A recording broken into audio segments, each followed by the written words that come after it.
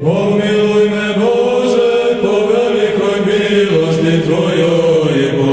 obilju milosrđa svoga očisti, bezakon